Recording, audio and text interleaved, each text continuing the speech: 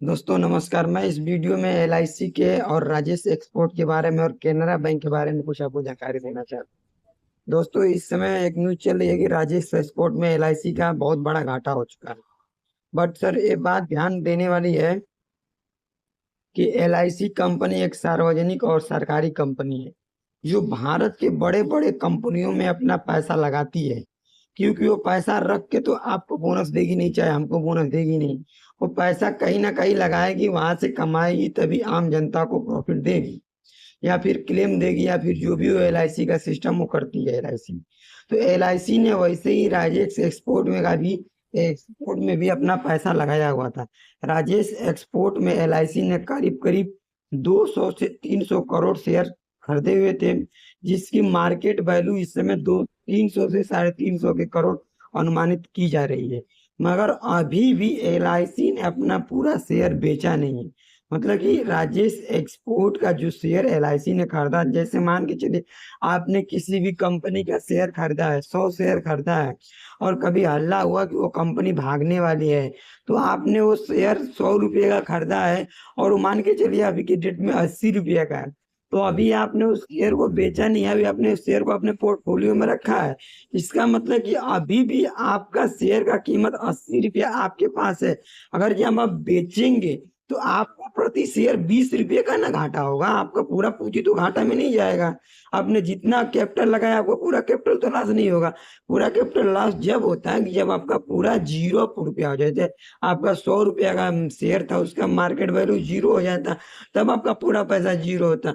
वैसे ही company LIC जो है वो राजेश एक्सपोर्ट का शेयर खरीदी हुई है, और अभी भी राजेश एक्सपोर्ट का शेयर अगर आप एंजल वन इंजन ऑयल चलाते होंगे या फिर ग्रो ऐप चलाते होंगे तो इसमें जाके देख सकते हैं राजेश एक्सपोर्ट की शेयर की कीमत अभी भी 80 रुपये पड़ी हुई है।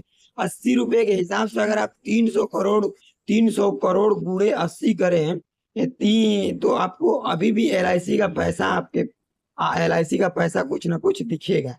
तो ये भाई मार्केट है, मार्केट में चढ़ाव उतार लगा रहता है, और एलआईसी को पता नहीं है कि कौन सी कंपनी या फिर इतनी बड़ी कंपनी दिवालिया हो जाएगी या फिर कुछ गलत करेगी। ये भविष्य में किसी का कोई तो कुछ पता है नहीं, कोई क्या करेगा। तो इससे हमको ये नहीं डरना है कि एलआईसी के से एलआईसी में जो बीमा किया है उसका पैसा नुकसान होगा, ऐसा कुछ नहीं। एलआईसी में जो शेयर में इन्वेस्ट किया उनको थोड़ा बहुत नुकसान हो सकता है, और जो एलआईसी रेगुलर पॉलिसियां हैं उसमें कोई नुकसान नहीं होगा। आप नीचे साफ साफ इसमें लिखा हुआ है, आप देख सकते हैं।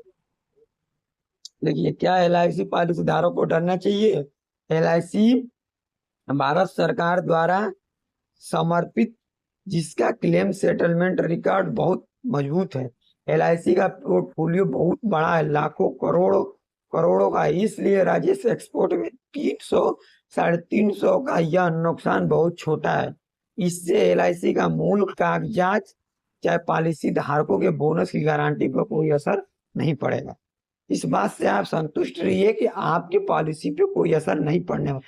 यहाँ तक देखिए, अभी आप लोग यहाँ पे सर्च करिए, एलआईसी की जगह पे अगर आप कैनरा बैंक का डालते हैं, कैनरा बैंक ने भी राजेश एक्सपोर्ट को 509 करोड़ का कर्ज दिया था, जिसमें से उसने आधा पैसा वसूल लिया, अभी आधा पैसा कैनरा बैंक का भी फंसा हुआ है। तो क्या हम कहेंगे कैनरा बैंक लूट गई? ऐसा कुछ नहीं है भाई। बैंक है, बैंक का काम ही है दूसरे को लोन देना, जैसे आप भी लोन लेते हैं। तो आप अगर बैंक का लोन नहीं चुकाएंगे तो क्या बैंक करप्ट हो जाएगा, बैंक बंद हो जाएगा? देखिए यहाँ पे साफ साफ लिखा हुआ है, केनरा बैंक और राजेश एक्सपोर्ट में अपने निवेश का कर्ज भारी वित्तीय नुकसान की उम्मीद नहीं है, क्योंकि बैंक बकाया पूरी तरह सुरक्षित है।